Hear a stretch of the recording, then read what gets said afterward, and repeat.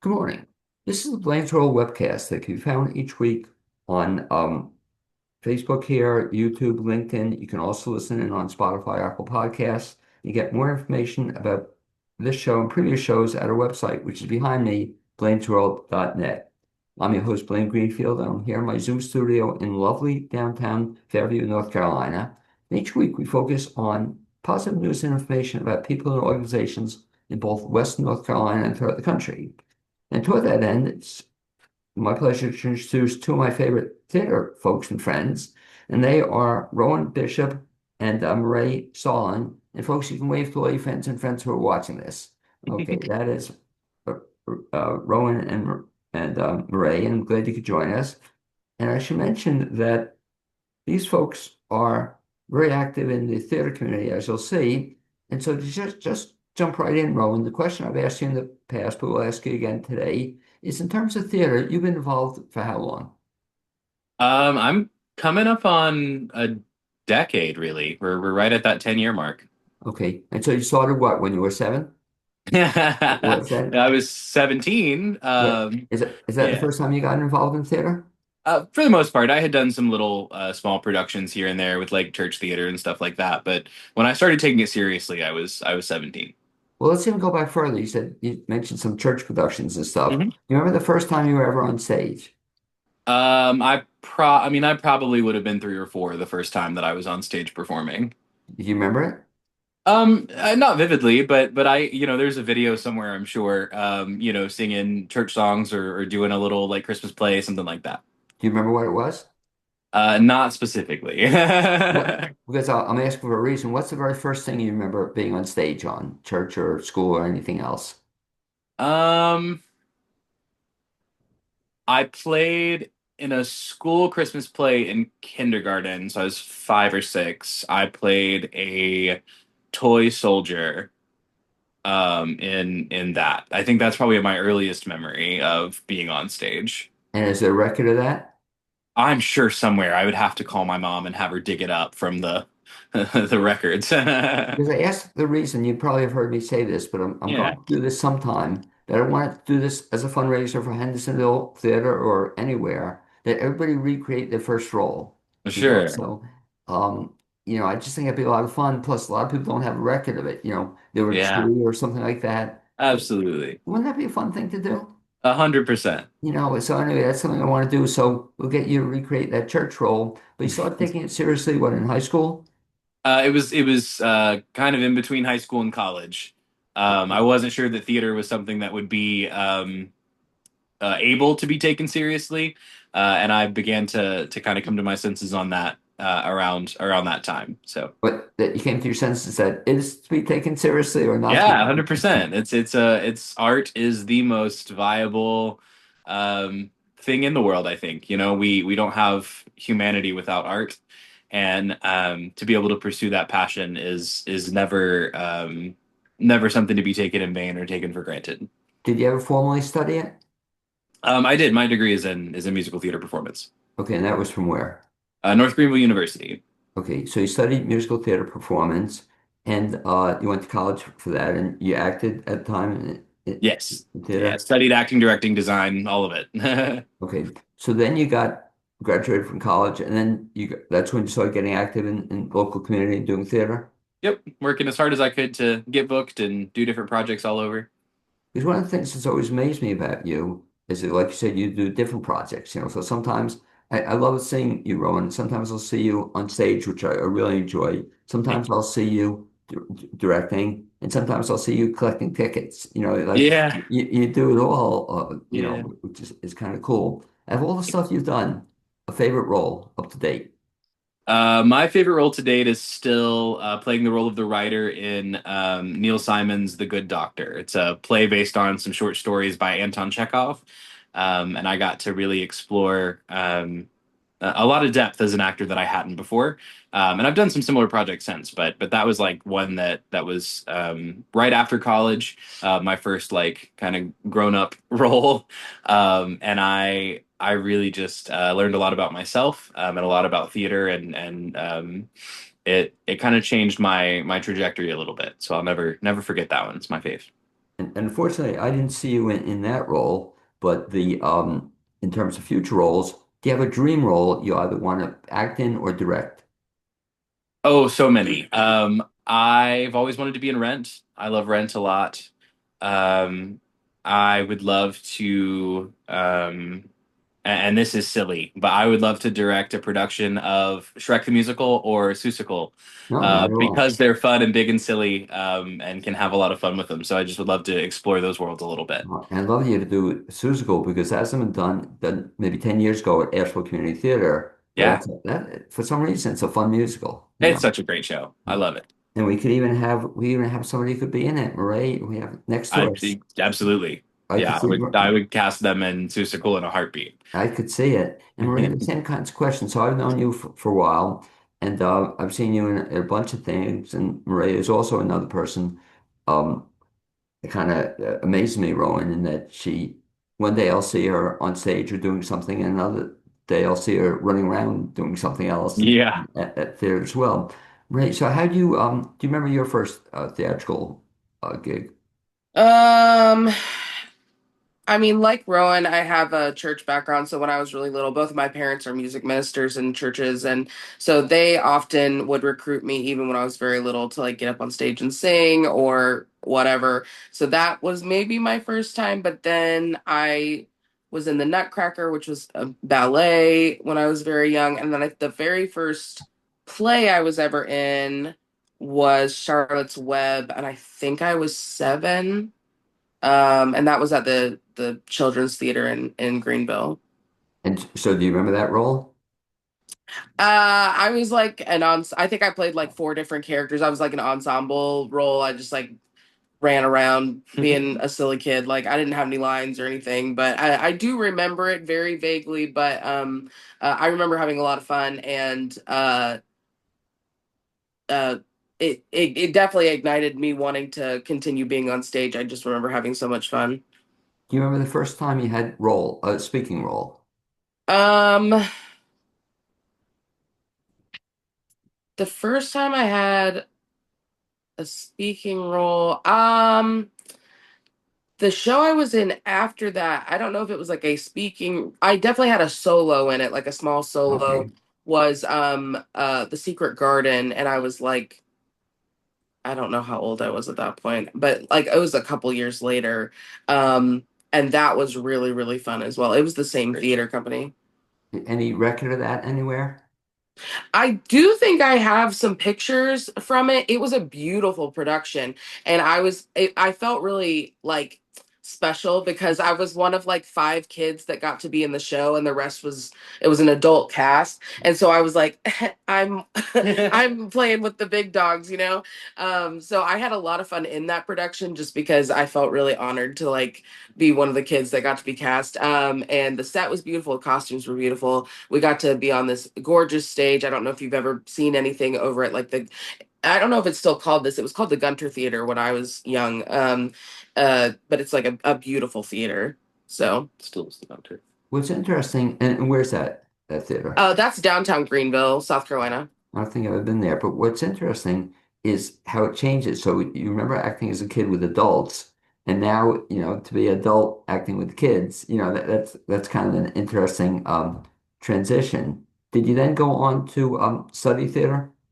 I did. My mom worked at a theater company when I was growing up, and so I got to be around that my whole life growing up, and then went to school at North Greenville, which is how I know Rowan, North Greenville University, and I got my degree in theater design. Did you both go to school at the same time? We just So, missed yeah. each other, like right Oh, when I had graduated, like Rowan started, Mhm. and then we had some mutual friends who were still in the program, which is how we met, and we've been best friends ever since. So true. so when you were at Greenville or past, do you remember a favorite role you ever had? Um, I really was not in a whole lot of shows when I was in school because I was a design major, so I was mostly costume designing at that time. The I'm trying to think of Well, no, and some of the stuff you've done, and I've seen you at Hendersonville, and all the stuff you've done where you've been on stage. Do you have a favorite yeah. role? Honestly. this role in Something Rotten is maybe my favorite role I've ever had. I've wanted to play this role for a very, very long time. But it's between this, Igor and Young I was just Frankenstein, gonna and then say, also Eleanor. I played Eleanor in Haunting of Hill House, so it's one of those three. But this one might like just barely, well, it's good. you know. I see it because I don't think I know the show, but Igor, you just killed. I just loved you Thank you, in that role, and I liked it too because it showed your serious dramatic chops. It's something when thank you you. young Frankenstein. It was really, I'm being somewhat facetious here. It's just you just every time you're on stage, it was just great. Um, but I'm noticing I don't see the Hunchback anymore. You lost the Hunchback. I had it removed. We're all better now. All is well. Amazing surgical, amazing what surgery can do. And same thing to ask Rowan, beyond this role, which I actually see in, do you have anything you want to do in the future? Yeah, so many so many roles. I really really would love to, and I this may never be in my future because who knows when the full rights will be released, but I would love to play Orpheus in Hadestown. I also have like 3 to 4 roles I would love to play in Shrek. Honestly, that would be a dream. And Yeah, Orpheus is the big one right now. I think about that a lot. It really makes me sad that I can't do it like Well, next week. well, Right. question to ask both of you, because it applies, I think, to both of you, that at all the stuff you do, and you've certainly done a lot of stuff, do you have a preference as to acting, behind the scenes work, collecting tickets, or all of the stuff you do? Do you have a preference as to your favorite thing you like doing? I definitely want to be on stage. Number one, I love it. It is like I my parents ask me all the time, like, why? They're like, why do you do this? You don't have a life outside of theater. I'm like, yes, that's how I like it that way. So I love being on stage. But then if I'm not on stage, costume design is also really important to me. That's what I have my degree in, and I love doing that as well. Getting to like help create the characters through design is really fun. And talk about too, because I know you've done that work, but some of the costumes you've done, say in the local area, can you mention some of the shows you've done? Yeah, actually, one of my favorites that I got to costume design was Haunting of Hill House, which I got to be the lead in that as well and costume design it, and which was super fun because I got to dress myself however I wanted, which was awesome. So I really enjoyed doing that. It was I felt like aesthetically the show was beautiful. And I'm trying to think of what else. I also Mhm. really love one of my favorite shows I've ever costume designed was in college. I did a year with Frog and Toad, and getting to do that show and create like have like all these little is anthropomorphic animals like come to life and give them like create costumes that had a very like storybook feel. I really loved those costumes. That was really fun too. They Did were you really do costume design for Young Frankenstein? Or I no? no, I was going to, and then when I got cast, I was like, hey, I don't think I want to do both. I did costume design. Another one that I was in costume design was Rock of Ages. That was Okay, the other one. wow.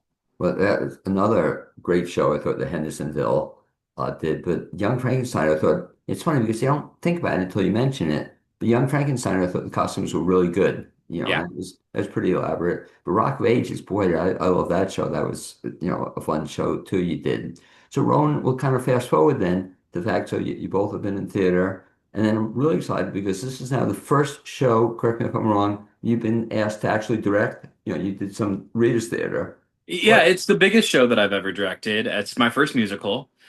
So it's kind of it's my biggest directorial debut. I've had some Now, soft launches, but in terms of being a director, had you studied that in college as well, or had you done directing in college? yeah, the theater program that we both went through had a couple levels of directing classes, and I was given the opportunity, just in the sense of student leadership, to step up in some student-led productions and things like that, and be more on that side of things. But as far as formal direction, this is my first big yeah, the bang, I guess. Yeah. And I'll put you on the spot a little bit. Marée, and we'll see if Rowan's going to tell the truth on this. Oh But do you have a goodness. preference as to acting or directing? Do you have a preference, Rowan? Um, if you had asked me 6 months ago, I would have said 100% acting. And I love acting. It's my first love. There's nothing like being on stage, but this process has given me such a love for directing, and allowed me to discover so much more of that. And I think it's difficult for me to choose between the two, um, because I've learned that I do love directing so much. But the reality, Marée, and he didn't come out with telling me what a lot of folks do, but the reality is in directing, I know you're going to miss having to memorize all the lines, and Oh, that ooh, that's going to be the one thing you'll miss on it. But a lot of directors, most actors who become directors tell me that, they say they love directing, but I think they don't miss having to memorize lines. certainly. Um, but in terms of Okay. directing, Anyway.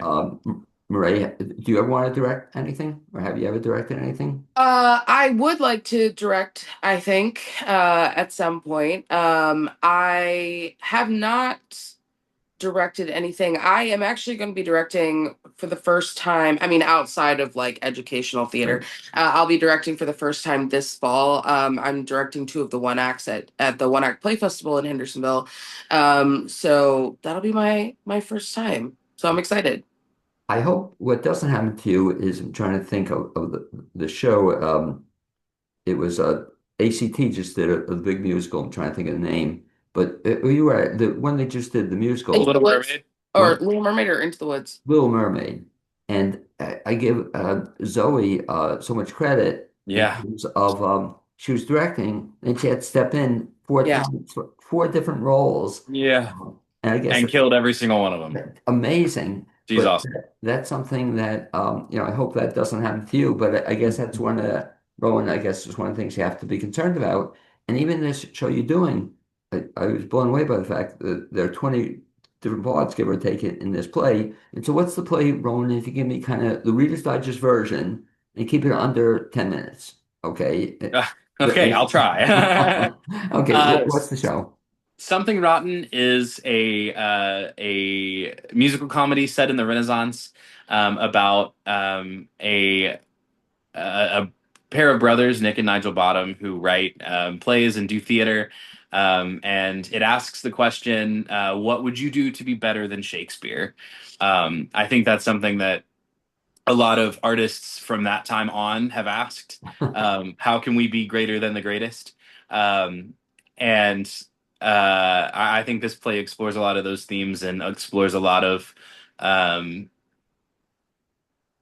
what lengths would you go to be successful in your art? Um, and I think we learn a lot along the way about what that really looks like, and the importance of community and the importance of teamwork and collaboration and truth. And then the other thing I like to say about this show is that in a lot of ways it really is a love letter to theater. So we like to talk about all of the different ways that theater helps the human experience and changes us, and gives us um, ways to connect to our humanity and the world around us. And that's something Rotten really encapsulates. Well, I'm looking forward to it, and I think it's cool that you folks are putting it on. Is that at least I've been in this area for a lot of years. I don't think I've seen it in this area. I don't know. Has it been done in this area at all? Do you know? Not that I'm aware of. I think as far as Western North Carolina, I know it's been done in upstate South Carolina Right. quite a bit and quite recently. But I think as far as Western North Carolina, this is the first production of it that I'm aware of. If you're watching and you've done a production of it, I'm so sorry. No, because exactly, I've been here like 15 years or so, and I've never seen it or even come across it. So I'm really Sure. excited about it, and I don't know it, which is kind of nice. So, sometimes the problem is one theater will do it, and then everybody does it within 2 years or something. The Mamma Mia effect, yes. Well, exactly. And there's a couple other shows like that. At one time, Rowan, they did a show a bunch of years ago, and three theaters did it within 6 months. It's Yeah. just, and as you know, I try to get to a lot of different theater all around. And so it's fun to see something I've never seen before. I understand also we have an interesting cast in it, and somebody you know very well or is close by is also in the cast as well. Murray's in the show, Okay. playing Nick, so playing the lead. Okay, that's the lead to the show. And Ray, what is it? Are you a writer or what's the character? Yeah, so Nick and Nigel, who's my brother, are are the leads of an acting troupe, and they are writers. And Nick has a rivalry with Shakespeare. They've known each other for a long time. And he is trying to write the next big thing in theater. He's trying to kind of rise to fame in the way that Shakespeare has. So that's kind of how the story follows him. So it's set in those times when Shakespeare was around. Yes. Around 1590, 95. So that I imagine, or unless you update it, modernize it. So the costumes are trying to set in back those years. Kind of. No, I'm saying so that's probably a challenging costume opportunity too, because it's easier to costume modern stuff, but the costume stuff from way back when, that's a big costume design. Who's your costume person for this? Amanda McLaughlin is doing costumes. Okay, so Um, I've thrown a lot at her, and I asked, in the vein of following this love letter to theater, both old and new, to kind of blend the costume design from a very traditional Renaissance style and shape to some more contemporary fabrics and textures. And so there's this very lively blend of very traditional Renaissance costumes and kind of 90s like very cool. streetwear and dancewear that gives such a fun tone. It adds some fun color, allows us to play with those things a little bit. And Amanda has just, I mean, blown me away. We're just over a week from opening. We're already using costumes and things because we've got a lot to add and not a lot of time. And last night actually we saw a lot of the costumes for the first time, and I just absolutely in awe. They're really really beautiful.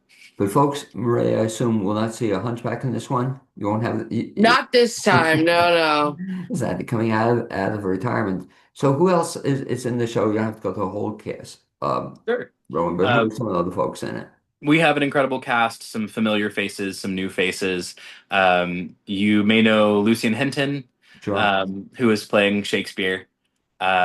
You may recognize Annika Knudsen from Hendersonville, who is in our ensemble. Jillian. I'm using people's full names is hard Right. because I'm usually just talking to their faces. Oh my goodness. What is Okay, Jillian's well, last name? Jillian Adams is oh, in our okay. ensemble. We have Zoe Zelonki is actually playing Bee, who is Nick's wife. Um, Jacob Jones is playing Nigel Bottom, Nick's brother. He comes from Greenville, as actually an old friend of mine. His fiance Keely Jones is playing well, soon to be Keely Jones. Keely Lyons at the moment is playing Portia, his love interest. Tate Albert, whom we all know and Okay. love, is playing Nostradamus. I'm missing so many, Well, but we no, have a that's wonderful cool. cast. But to get the idea of all the people in it, so is it in terms of language? Again, I don't know it at all, but is it modern language or Shakespearean language or Mostly modern.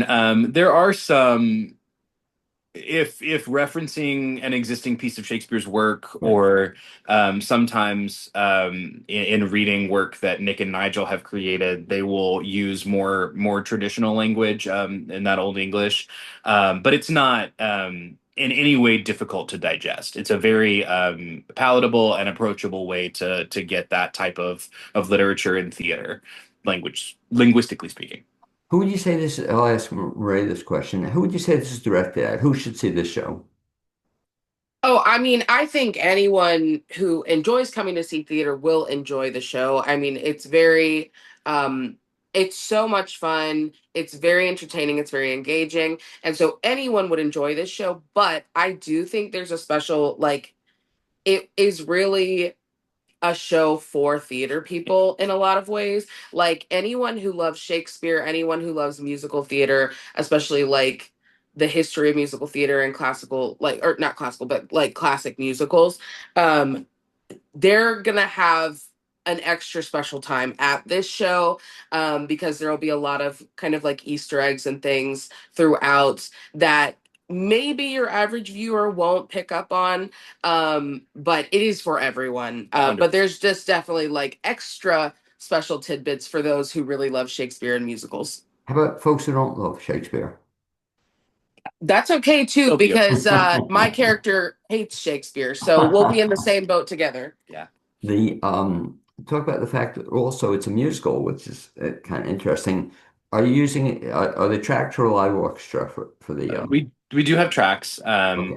and our music director Schwa Skillex from Asheville has done an incredible job of making sure that that our ensemble really feels comfortable with that and is able to adapt with that as much as possible. Really and truly, it's a musically a beautiful production.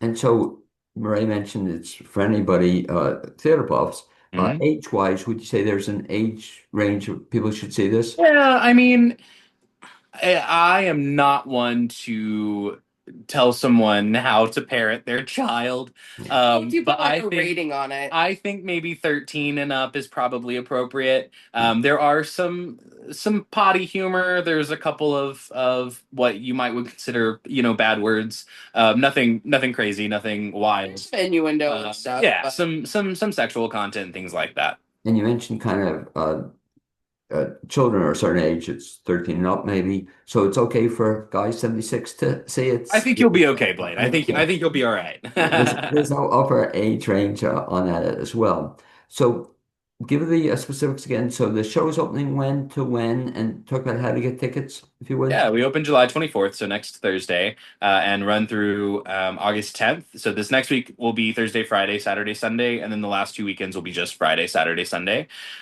Tickets are available at the Hendersonville Theatre website, which is, I believe, hendersonvilletheatre.org. mhm. Or you can call her, sorry? Right, but the question is, how do you spell theater?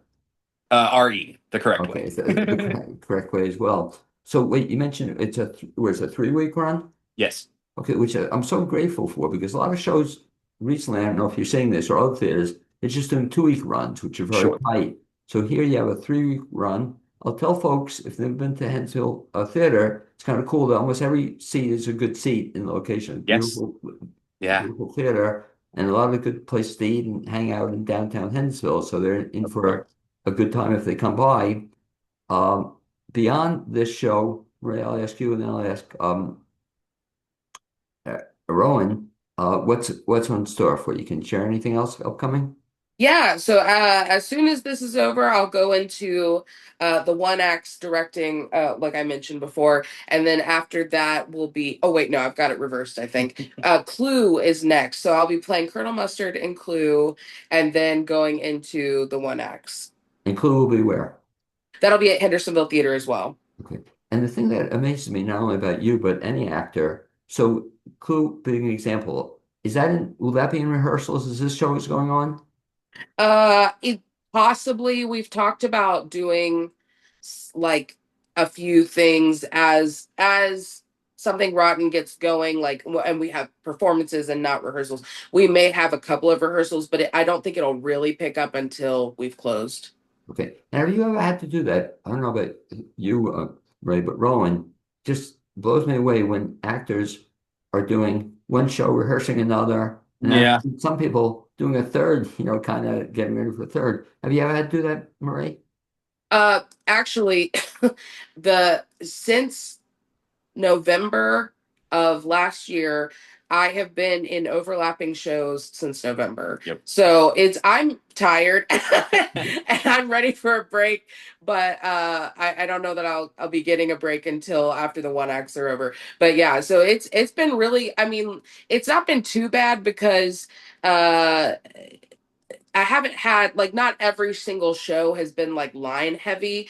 I've several of them have been, but it is kind of exhausting to be like you Yeah. think once you open a show, it's like oh finally I'll get to like do some laundry, but then that just hasn't been the case. I haven't done laundry since November. That's not true, but but that's how it feels. No comment. And Rowan, the same thing too. Have you ever had to do that. Must be a challenge where you've been in one play, rehearsing another, getting ready for a Yeah, play. it's happened. I am being a little selective with my projects at the moment.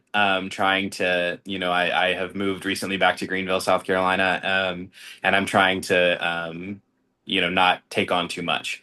But yeah, I've certainly been in that situation as well, and maybe had the thought of, oh, maybe I've made a mistake.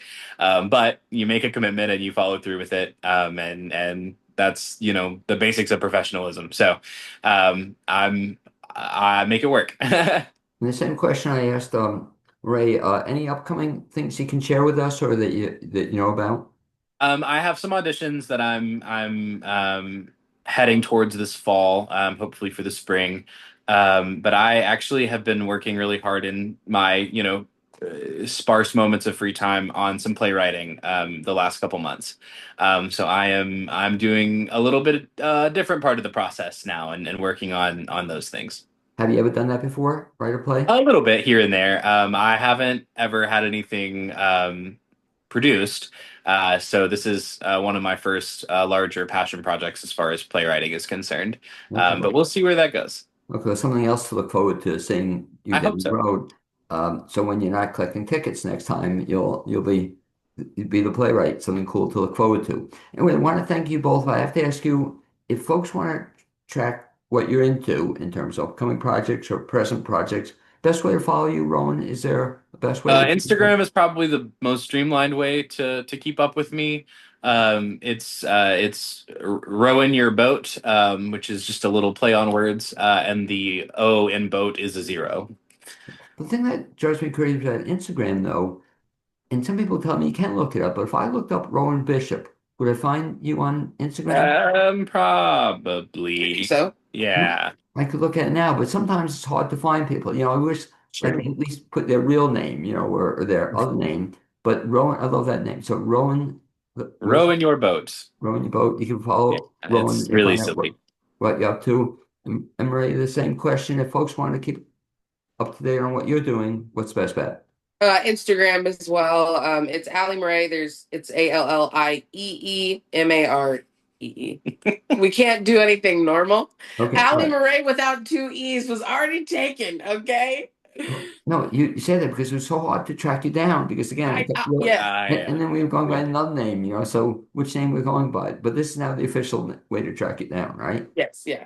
Okay, great. Well, anyway, I want to thank you both for being my guests on this edition of the Blaine's World Thanks for having me. webcast. You have me really excited about something rotten, especially because I don't know the show, So You're in for a um, real treat.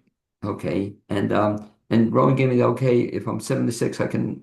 So I don't have to bring my parents to see the show. I think you should be fine. Okay, great.